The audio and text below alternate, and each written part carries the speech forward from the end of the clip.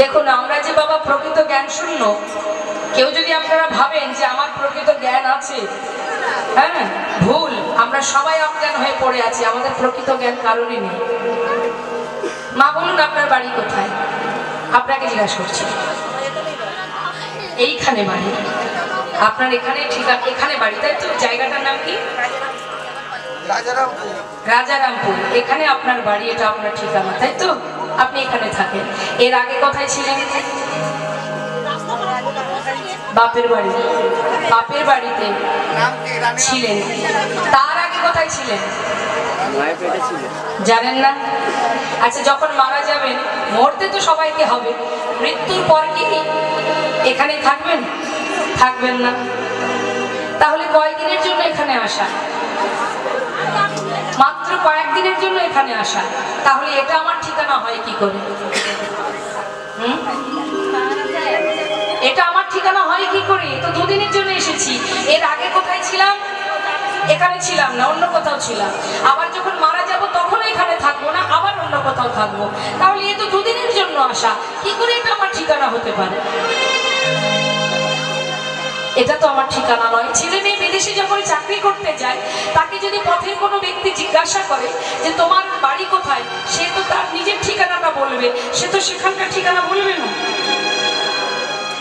যে আমি অমুক জায়গায় থাকি, আমি দক্ষিণ 24 পরগনায় থাকি, কি আমি অমুক জায়গায় থাকি, একটা জায়গার নাম বলবে তো। তাহলে ঠিক তদ্রূপ একবার চিন্তা করুন, একটু আধ্যাত্মিক চিন্তা ভাবনা করতে হবে মা। আমরা কিন্তু কেউ এখানে, আমাদের এখানে কিছুই নেই, কোনো ঠিকানাই নেই আমাদের। যখন মাতৃগর্ভ থেকে ভূমিষ্ঠ হয়েছিলাম, আমার কোনো জাতও ছিল না।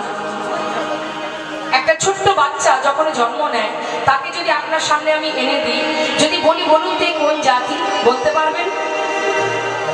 যদি সেই বাচ্চাটা আপনাকে জিজ্ঞাসা করি যে এর বাড়ি কোথায়, ঠিকানা কোথায়, বলতে পারবেন? এর নাম কি বলা যাবে? কিছুই আমরা জানি না। একটা শিশুকে দেখলে বোঝা যায় না এ হিন্দু না মুসলিম না খ্রিস্টান, কিছুই আমরা বলতে পারবো না, তাই না? তাহলে এই যে ঠিকানা, এই যে জাত, এই যে নাম, সবকিছু এখানে এসে পাওয়া। কেউ আমাকে দিয়েছে তাই আমি ব্যবহার করছি। যে নামে আপনারা আমাকে চেনেন, এটা আমি এখান থেকে এসে পেয়েছি। কোনো একজন আমাকে এই নামটা দিয়েছে, সেই নাম আমি নিয়ে ব্যবহার করছি, কিন্তু এটা তো আমার আসল পরিচয় নয়। তাহলে যেখান থেকে আমি এসেছি সেটাই আমার আসল পরিচয়। আবার ফেরার সময় সেখানেই ফিরবো, তার মানে সেটাই আমার ঠিকানা? এটা তো আমার ঠিকানা নয় মা। সেই কারণেই শাস্ত্রে বারবার বলছেন, জীব অজ্ঞানতার অন্ধকারে ডুবে আছে। জীবের প্রকৃত জ্ঞান নেই। জীব তার জ্ঞান শূন্য হয়ে, অজ্ঞান হয়ে মোহের মধ্যে ডুবে আছে। মোহ, সংসার একটা মোহ আর মায়া।